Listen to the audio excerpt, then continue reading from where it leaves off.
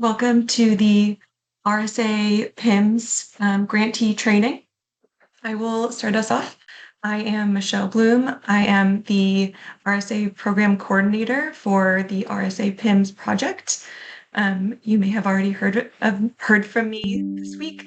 And with me, I have a few other folks from the PIMS team. So I'll let Sophia, Marielle, and Sarah quickly introduce themselves before we go to the next slide. I can start. Hi, I'm Sarah Whitman. I have been helping coordinate some of the training and technical assistance that we're providing to support the rollout of the enhanced PIMS.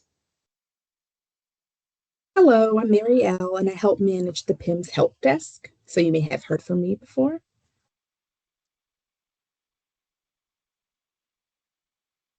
And I'm Sophia, and I am also on the help desk.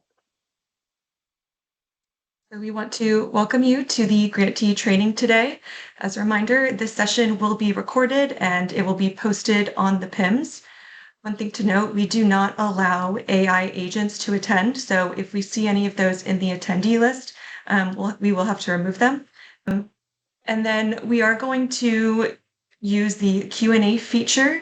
So if you have any questions during the presentation, please feel free to put your questions into the Q&A, or if you can't access it, you could use the chat as well. Our staff will answer these as best we can, but we may not be able to get to all of them. So we will communicate answers to all of the Q&A to you after the presentation.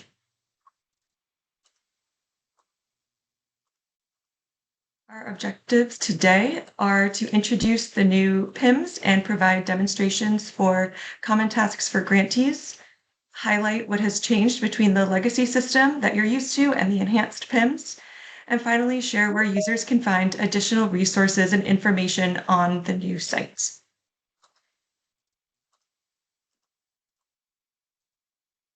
We'll start off by going over system access for grantee users. Then we'll go through the entire workflow to create a new scholar record, manage the record while the scholar is enrolled, exit the scholar, and show how to monitor scholars until they complete their service obligation. Throughout this session, we will show recorded demonstration videos that you will also be able to access after this webinar on the PIMS. It may feel intimidating to use the new site, and while the PIMS interface does look different, the core RLTT project requirements have not changed. Most updates just streamline existing workflows rather than introducing new responsibilities, and we are very excited to share those with you today. I'll now turn it over to Sarah. Thanks, Michelle. We are going to first show you, here's the legacy system. This is the site you are all familiar with. And here, drum roll please, is the new system. Hopefully you've all had a chance to visit the new system since we've sent you the link. But the new RSA PIMS URL is pdp-rsa.ed.gov. And if I could ask one of my colleagues to drop that into the chat, I would appreciate it. Please save this link as the previous PIMS is no longer available to you. If you try and use the legacy link, it will redirect you to the new site, but no worries, all of your data from the legacy system has been moved over and tested within the new PIMS, so you will be able to access all of your information within the new system. One of the new features we've introduced with the new PIMS is a new security requirement to use login.gov. Login.gov is required to access the enhanced system, and it's a secure government-wide authentication platform. You may already use it for things like accessing your Social Security or global entry. And because you're moving to login.gov, you will no longer request account reinstatement through the help desk. So let's talk about how you use login.gov. To access PIMS through login.gov, you'll need to use your PIMS email address. But don't worry, you don't need a pre-existing login.gov account to get started. The best way to know which email address is associated with the PIMS is for you to actually look at what email address you were sent information about this webinar. If you already have a login.gov account under a different email address, you have two options. You can either create a new account using your PIMS email on login.gov, or you can link your PIMS email address to your existing account. We have step-by-step instructions on how to link your emails in the user training and resources page on the enhanced PIMS site. Because your password is now managed through login.gov, you'll need to go through login.gov to reset or change your password or update your multi-factor authentication. On the next slide, we'll demo how to access PIMS through login.gov with either your existing email address or by creating a new account. In this demo, we're going to cover how to log in as a grantee, how to create a new login.gov account, and where to go for login help. Welcome to this quick guide on how to access the RSA PIMS using login.gov. This video will walk you through two things: how to create a new login.gov account and how to sign in using an existing login.gov account. Start by going to the PIMS homepage at pdp-rsa.ed.gov. You'll see a login button on the right-hand side of the screen. Go ahead and click that. On the next screen, you'll see a login button again. Click it and you'll be redirected to login.gov. You're now on login.gov. This is the federal government secure sign-in service. Click Sign in with login.gov to continue. If you don't have a login.gov account yet, here's how to create one. From this page, click Create an Account. Enter the email address associated with your PIMS account. This is important. Your login.gov account must use the same email address as your PIMS record in order to link it correctly. Once entered, check the box to agree with the terms and conditions and click Submit. Login.gov will send a confirmation email to the email address entered. Open your email and click Confirm Email Address. If you don't see a message within 5 to 10 minutes, check your spam or junk folder. The link in your email will take you back to login.gov to create a password. Make sure you create a strong password that meets login.gov security requirements. You'll see guidance on screen about what's required. Once you've entered your password, click Continue.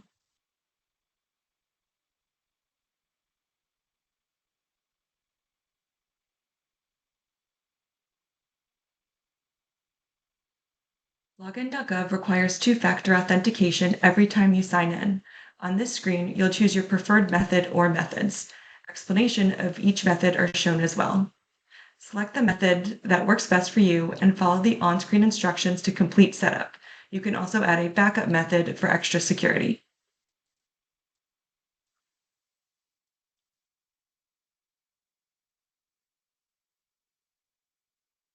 Once you complete the multi-factor authentication, click Submit. You will be redirected back to the PIMS.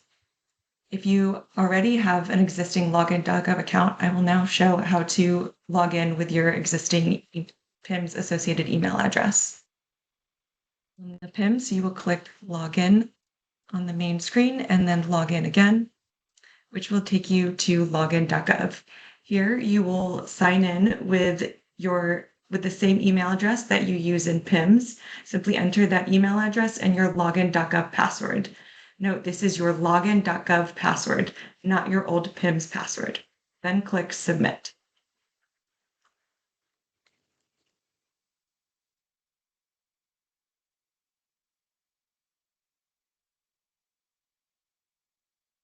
If you've forgotten your password, click Forgot Your Password and follow the steps to reset it. Login.gov will send you an email with a link to change your password. Click that link, which will take you to this page, and you can enter your new password.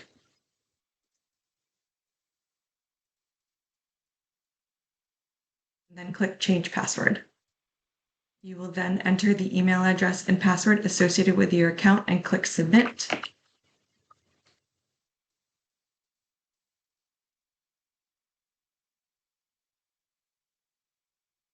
Complete the multi-factor authentication.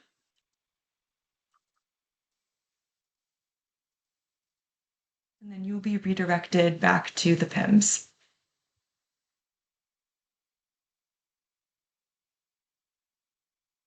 Thanks, Michelle.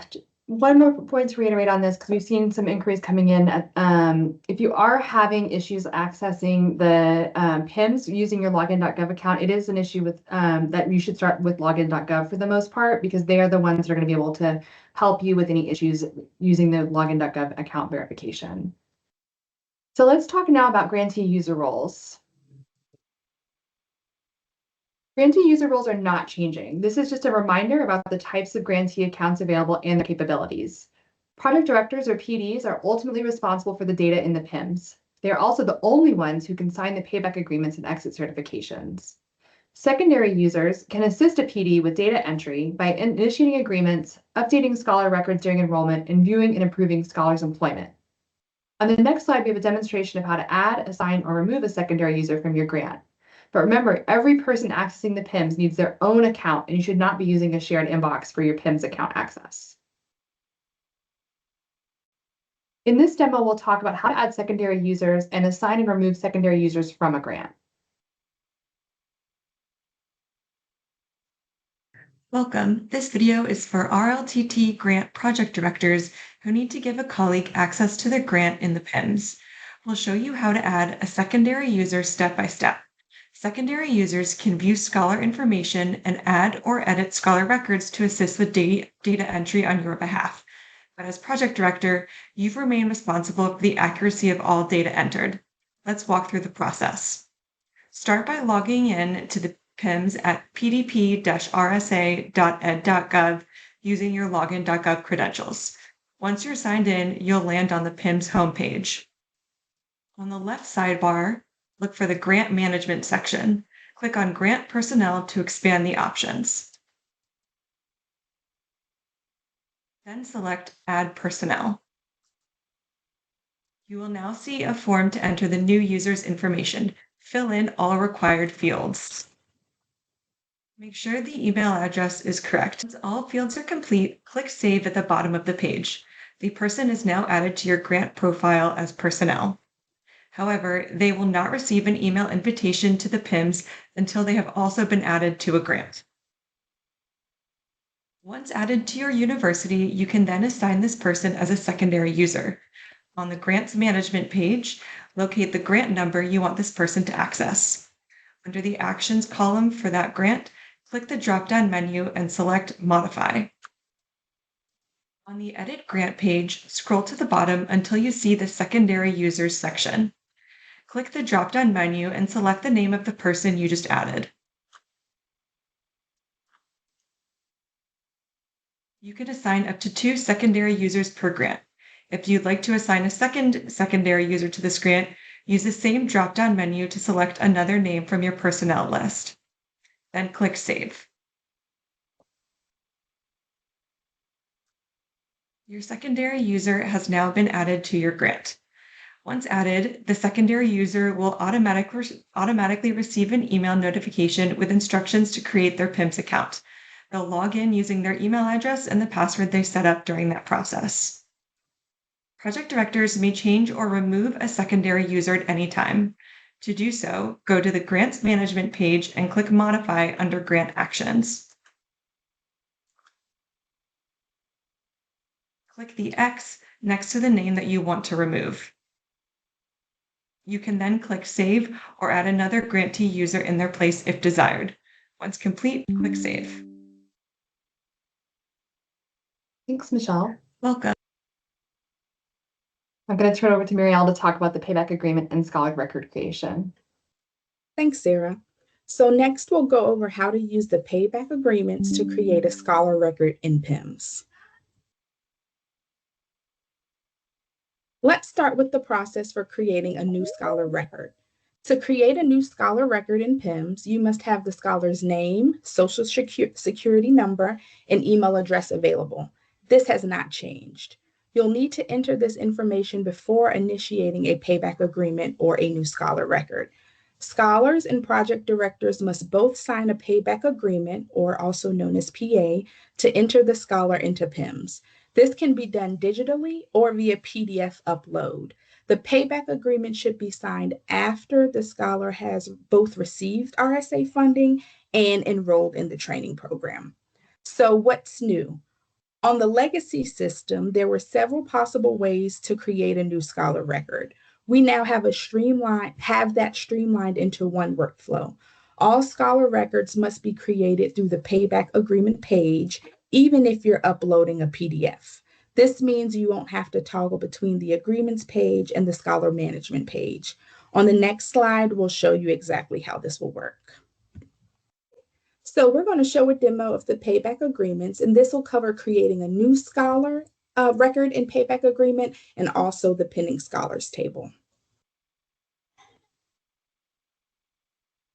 demonstration, we'll walk through how grantees can initiate a new scholar record and complete the payback agreement in the PIMS. First, log into the PIMS at pdp-rsa.ed.gov. Once you're logged in, look at the left navigation menu. Under Grant Management, select the grant number associated with the scholar you're adding. This takes you to the Scholar Management page. Here, select Add Scholar. A pop-up will appear asking for the required information to start a new scholar record. Enter the scholar's social security number, numbers only, no dashes, first and last name, and personal email address. Do not use a university email address. Scholars will need to access the PIMS for multiple years after they leave your university. Then click Continue. This will open the Payback Agreement page. You are now on the Payback Agreement form. At the top are instructions for how to complete the payback agreement. This form includes 3 sections. A, identifying information, where you'll need to re-enter the scholar's primary email address. B, contact information. Here you can choose whether you'd like to enter a secondary address for the scholar or alternate contact information. These are not required, but may be helpful if you need to contact the scholar in the future. In section C, we have the payback agreement. Here, the information about the grant will be pre-filled, and you'll need to just select the date of scholarship assistance and service obligation meeting. Under Notices, you will find the terms and the conditions of the RLTT grant and service obligation requirements, as well as the public burden statement and Privacy Act notice required by the Department of Education. If you already have a signed and redacted payback agreement that has been signed by the project director and the scholar, you upload it on this page. Simply click the Upload Files button, select the file, and then enter the date the scholar signed the agreement in the appearing text box. For this demonstration, we are going to continue with the digital agreement. At the bottom of the page, you can click Save for Later if you need to return and finish the agreement later, or send to scholar for signature when the agreement is ready for the scholar to review. If you select Send to Scholar for signature, PIMS automatically emails the scholar with instructions to review and sign their payback agreement. The scholar will then need to create their PIMS account and review the payback agreement. You are now seeing the scholar's view. If they agree with the information, they will type their name and initials into the text boxes, which it provides their legal signature. If the scholar needs to make a change, they can do so directly on the payback agreement page, or they can use the message box to request that the grantee revise the agreement and send it back for review. Once the scholar signs the agreement, PIMS will email the project director for their final signature and approval.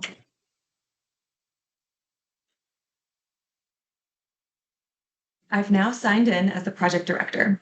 Grantees can access pending agreements through the notification icon or on the Scholar Management page of your grant.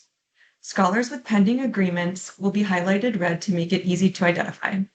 Select Pending Project Director Signature to open the agreement and scroll to the bottom and sign. Type your initials into the boxes and click Save and Submit. Both the scholar and the project director have signed the payback agreement. PIMS automatically creates a pending scholar record.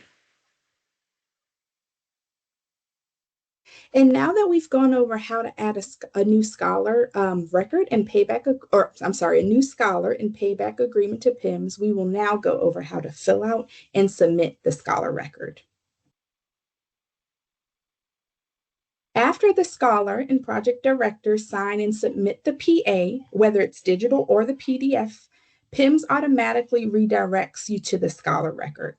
The record will remain in a pending status until all required fields have been filled out and you have clicked Submit Record. Both project directors and assigned secondary users can complete and submit scholar records in PIMS. If you need more time to fill out the scholar record before clicking Submit, you can select Save for Later. Please note that scholar records should not be pending for more than 30 days. So this means that once you've created a scholar record, you can continue to save for later as you add information, the required necessary information before you submit, but this should not exceed 30 days. The enhanced PIMS displays all pending and submitted scholar records on the scholar management page of your grant. Scholar records that are submitted are listed in a separate table to more easily display their completion, service obligation, and employment statuses. The pending scholar records or scholars with a pending payback agreement are listed below in the pending table.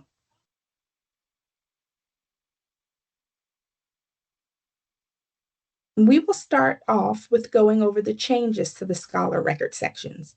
While the information collected is the same, the enhanced system simplifies and streamlines the sections. There is a new notes section. This feature allows grantees to communicate with each other about a scholar that is only visible to other grantees with access to that scholar record. Anything you write in the notes is not visible to scholars, but administrators will have access to it. This is completely optional, but it may be helpful to you, especially if there are multiple grantee users doing data entry. In the image of the enhanced PIMS section on the right, section F, exit information, has a red box around it and a red triangle by the drop-down caret. This will appear if any of the required questions within a section are left blank or a response does not meet the validation requirements and needs to be revised. Additional icons will appear next to the specific questions that need revision with explanations for what needs to be changed. This new feature will help grantee users see much more clearly if there are any issues with the scholar record. Okay. Now we'll go over budget periods and funding. Let's zoom in a little bit more on section D, training information. The budget periods and funding questions underwent some of the most significant layout changes. The data collected remains the same, but the organization has been consolidated.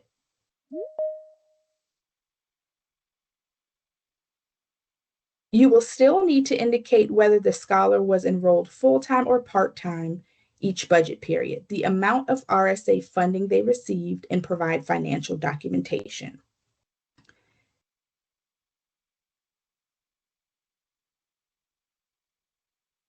Oh, I think we're catching up a bit.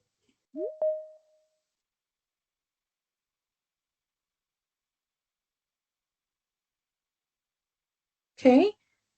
In the legacy system, we often encountered issues when grantees didn't select the same enrollment status for a budget period. For example, they said the scholar was not enrolled full-time or part-time during their 2025 budget period, but in the following section, they stated that the scholar received $1,000 for that same budget period. So there was kind of inconsistent information from section to section, but for the same budget period. We'll show you in the next slide and in the demonstration how we have streamlined these questions so that they're easier to answer. There are also some newly enforced requirements for filling out the budget periods. If a scholar is enrolled and funded, meaning you select full or part-time enrollment in a budget period, you will need to provide a funding amount and upload supporting documentation. Lastly, the question regarding a scholar's employment in a qualified rehabilitation field has been eliminated, so no need to collect that data any further. This is what the budget period question looks like now. Each period will be pre-filled based on your grant dates. You must respond to this question for each period in which the scholar was enrolled. Scholars must have at least one budget period with funding. Again, if a scholar was enrolled and receiving funding during a budget period, make sure your responses to all three questions for each budget period align. If a scholar is enrolled and receiving funding, they should have a funding amount listed in supporting documentation. If a scholar was enrolled but not funded, select not receiving funding during this budget period. You should see an arrow pointing to this option on the screen. Scholars must have at least one budget period with funding. There is one exception. Documentation is not required for the current budget period at the time of data entry, but it will be required in the next budget period or at scholar exit. So that pretty much means you can enter information initially, but you will need to eventually upload that required information into the section.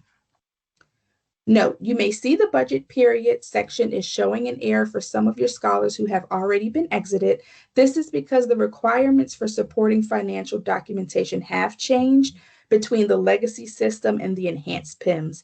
If you've already initiated an exit certificate for a scholar whose record is showing an error due to that missing documentation, you do not have to address the error and you can proceed with exiting the scholar. However, if the scholar does not yet have a pending exit certificate, you will be required to upload that financial documentation aligning with each budget period the scholar was funded before you can continue to exit that scholar.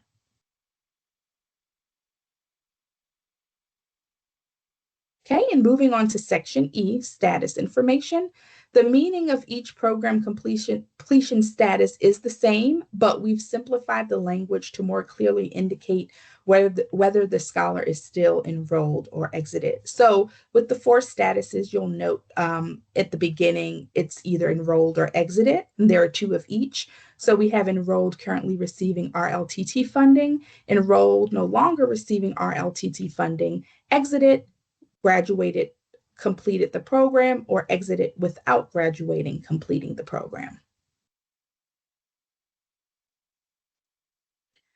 A reminder regarding these statuses. If your scholar is enrolled in your university but is not receiving RSA funding for any reason, you should indicate that they are enrolled, no longer receiving funding. A text box will appear in which you must enter the reason the scholar is not receiving funding and their expected graduation date. Okay, and now we'll have a demo on the scholar record, which will cover using the notes section, submitting a scholar record after the payback agreement, and annual updates. In this demonstration, we will show you how to complete and submit a scholar record in the PIMS. First, log into the PIMS and then click on your grant number under the Grant Management header in the left navigation menu. You'll see a submitted table listing all the scholars who have submitted records, and below that is a pending table, which lists scholars with pending payback agreements or pending scholar records. You can change the way these tables are sorted by clicking on the caret next to one of the headers and then select Save View. And you can change this as many times as you like. When you're ready to edit a scholar record, click on that scholar's name. At the top of the page, you'll see instructions for how to complete the scholar record. You'll also see the scholar's service obligation status and program completion status. The first section of the scholar record is notes. This is for internal use only. Use this space to leave reminders or notes for other grantee users at your university. Scholars will not be able to see this information, but administrators will have access to it. Below that are the agreements, where you could view and download the scholar's payback agreements and exit certifications once signed. The next 2 sections, identifying information and contact information, are pre-filled from the payback agreement. You can update the information on the scholar's behalf, but changing any sensitive fields, such as the scholar's social security number, will void any existing agreements.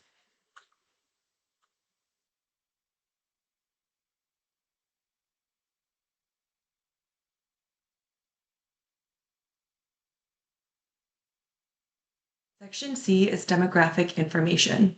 Respond to each question.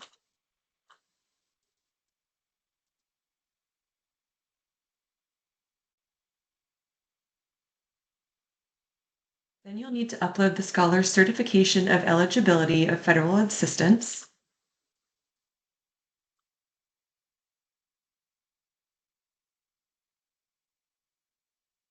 and the scholar's proof of U.S. citizenship or legal permanent resident status.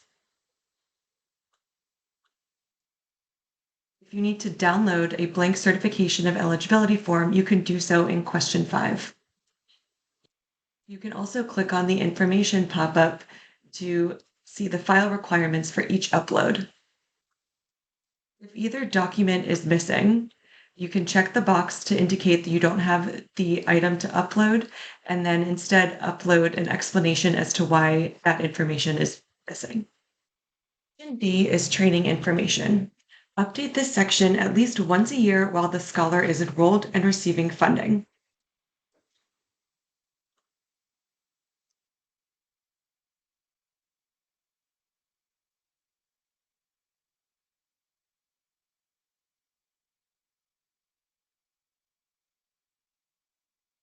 The biggest change from the legacy system is to the budget periods in question 4. The enrollment and funding questions have been consolidated, and the question about a scholar's employment during this time has been removed. Each budget period is pre-filled based on your grant start and end dates. To complete this section, select the first period your scholar was enrolled and receiving funding, indicate whether they were full-time or part-time, and enter a funding amount.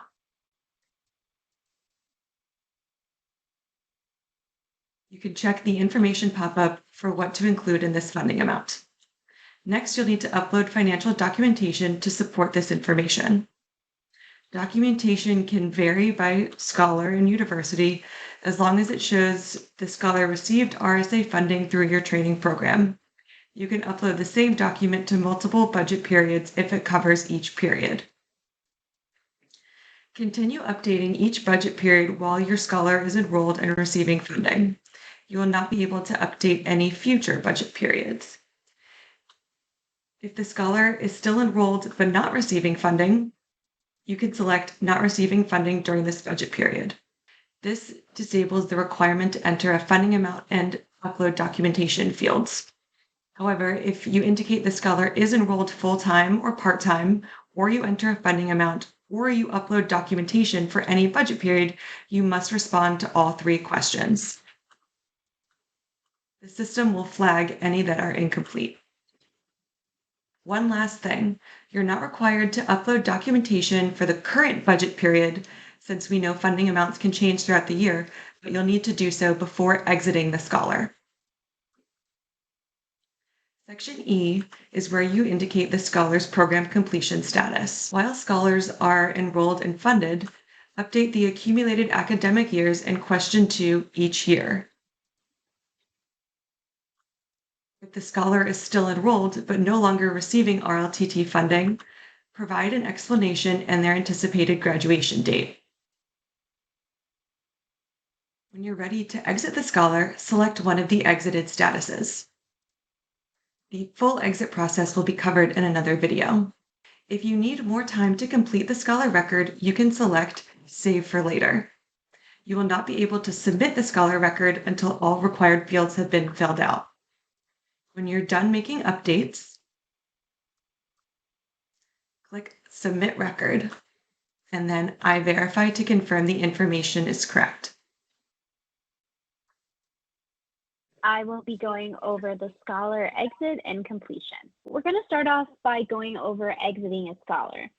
All scholars and their project director must sign an exit certification, or EC, to officially exit the scholar from the training program and allow them to fulfill their service obligations. These can be done via digital signature or PDF update. The back and forth process to sign the digital EC has not changed. There are some changes to the EC process. First, if a scholar has graduated, you'll fill out their exit information before initiating their EC. This means you won't have to go back and fill out exit information that may have been missed before and/or submit a record after the scholar signs their EC. Second, like the payback agreement workflow, all scholars must be exited through the exit certification page. You'll have an opportunity to upload a PDF from that page if needed. Lastly, the workflow to revise an EC has changed, which we'll go over on the next slide.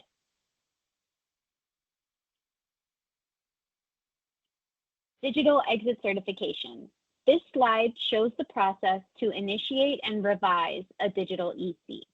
When you're ready to exit the scholar, update the scholar's program completion status to an exited status and fill in the required information. Make sure to review the entire scholar record before clicking the button to start the EC process. On the exit certification page, check that all pre-filled information on the form is accurate. If anything is incorrect, click Save for Later to return to the scholar record. Then scroll to the bottom of the page and click Remove Exit Certification. This will allow you to make edits to the scholar record. You can then regenerate a revised exit certification, which will use the updated information in the scholar record. You can then submit the EC to the scholar for review. If the scholar disputes the EC or requests changes, follow the same process in step number 2 to revise the scholar record. Regenerate a new EC and send it back to the scholar. Scholars are considered officially exited once they have completed and signed, once the EC has been completed and signed by both parties. Uploading PDF EC. If you need to upload a PDF exit certification, make sure you use the correct form. These are available on the Payback Agreements and Exit Certification page under Additional Resources and Program Information on the PIMS, as shown in the screenshot on this slide. Form number 1 is for graduated scholars.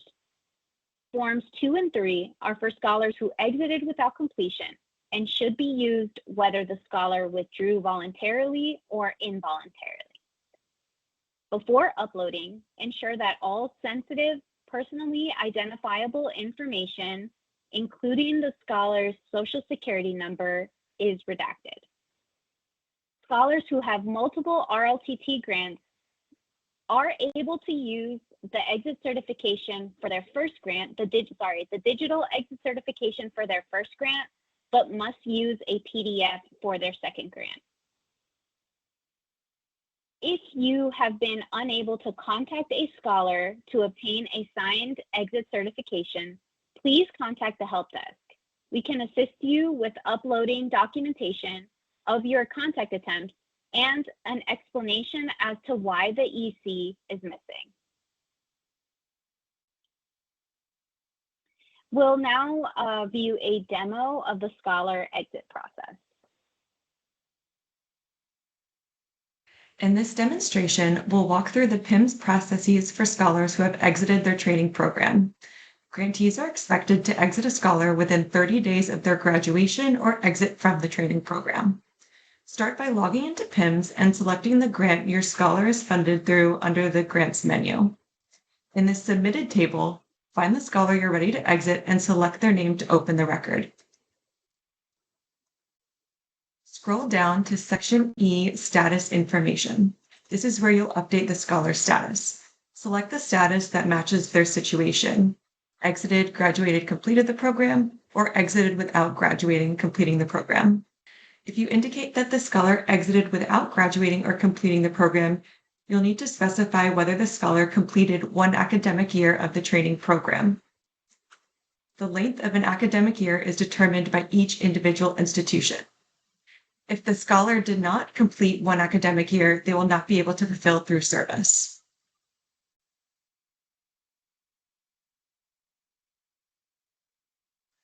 If you indicate that the scholar has graduated or completed the program, you will need to answer some additional questions. On the legacy system, grantees often missed or neglected to respond to the exit information because it appeared after the exit certification step. In the enhanced PIMS, grantees are now required to answer the exit questions before preparing the exit certification or EC.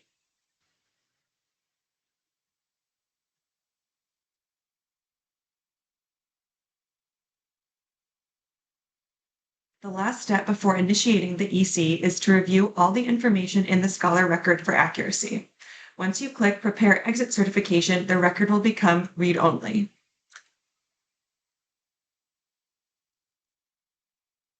The exit certification is required for scholars to exit and is a legally binding document. It records the scholar's field of study, the funding they received, and their service obligation or repayment obligation going forward. The EC will be pre-filled using the information in the scholar record. Review the information in the EC, including the tabs under Notices and Statements. The exit terms and conditions list the service obligation requirements of the scholar, which is dependent on whether they graduated or completed, exited without completion, or did not complete one academic year. If you need to upload a PDF exit certification, you can do that by clicking Upload Files. The PDF EC must be signed in ink or using a legally binding software like DocuSign and must have the scholar's Social Security number redacted. Remember, there are 3 different EC forms for RLTT scholars. These can be downloaded from the Payback Agreements and Exit Certifications link under Additional Resources Program Information. Make sure you use the correct form that aligns with the amount of training your scholar completed. If you have not been able to contact your scholar to have them sign an EC, you may upload an explanation for this and include a list of all contact attempts you have made to reach the scholar. You will need to contact the help desk before doing so. When you're ready to submit the digital EC, click Send to Scholar for signature. PIMS will then email your scholar inviting them to view the pending EC. We will show how to make changes to the EC later in this video. I will now show the scholar's view. I'm logged in as the scholar and will go to the Agreement section to access the pending exit certification, which is read-only right now. If the scholar reviews the EC and agrees with the information entered, they will type their name in the text box. And then click Accept and Submit. However, if the scholar disagrees with any of the information in the EC, they can leave a comment in the message log. For this example, we will disagree with the date of exit. Typing any text into the message log will remove the signature field and not allow the scholar to sign the form. Scholar should click OK on the pop-up and then click Send to Grantee for review. This will notify the grantee that the scholar has disputed the exit certification and changes are needed. I am now logged in as the project director of this grant. You can access the pending EC through the Grant Scholar Management table or by clicking on the notification icon. The scholar's message about the dispute is located at the bottom of the page. You can click on the message to see the full text of what the scholar wrote. To edit any field within the EC, in this case, the scholar's date of exit, you will need to remove the current version, edit the scholar record, and then regenerate a new EC. To do this, go back to the scholar record. Scroll to the bottom of the page and click Remove Exit Certification. Then click on the scholar's name again to go back to their scholar record and make any edits that are needed.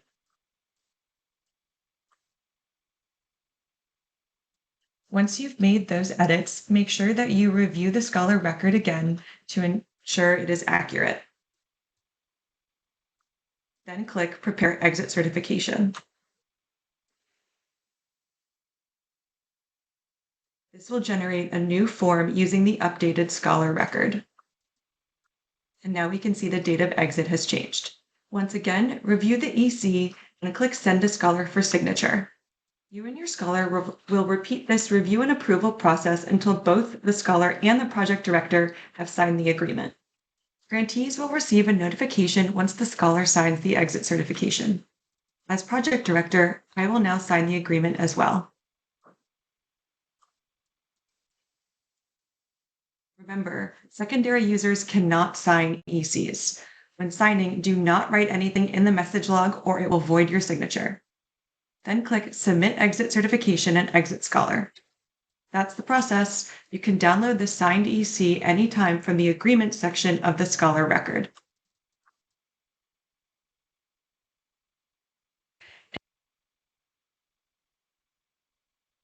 All right, and just as a reminder, once an EC has been finalized and the profile has been submitted as exited, you won't be able to make any changes to the scholar record. If there are any requests for a change to financial documentation, exit status, academic years after this has happened, it will require a review of the exit certification on file, and you'll have to contact the help desk for assistance with updating that. All right, moving forward to monitoring scholars and reviewing employment. In this section, we will go over some of the new features to help you monitor your scholars during their training and while completing their service obligation.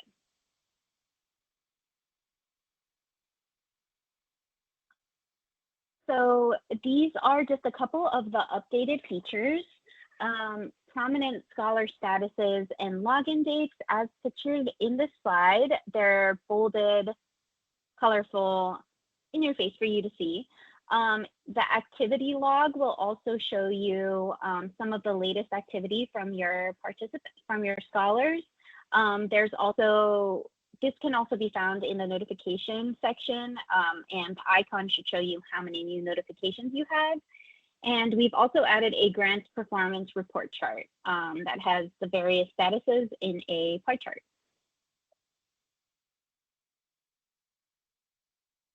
Reviewing scholar employment process.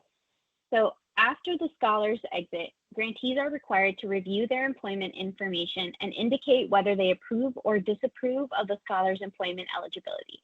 Both PDs and secondary users can do this. If you disapprove, you will need to provide an explanation. Scholars will then be able to resubmit a revised employment record to you. Once you approve, the record will be automatically sent to the scholar's employer.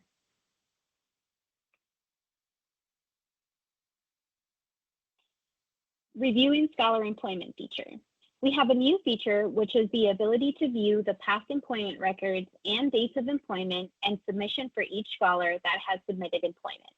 On the legacy system, grantees were only able to see a singular record. For more information about this process, we have an in-depth guide on the site under Grantee Resources, and it's titled Reviewing Employment.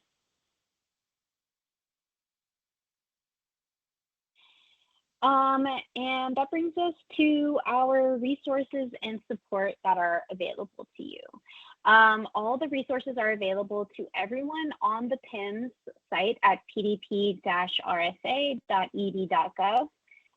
Grantee-specific resources, including specific steps to complete tests, checklists, videos, they're all listed under user training and resources.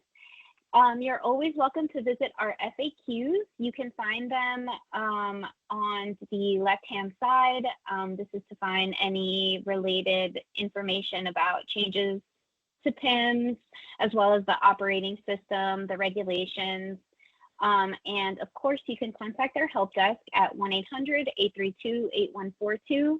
And our email address is rltthelpdesk@ed.gov. We're available Monday through Friday from 8 a.m. to 8 p.m. Eastern Standard Time.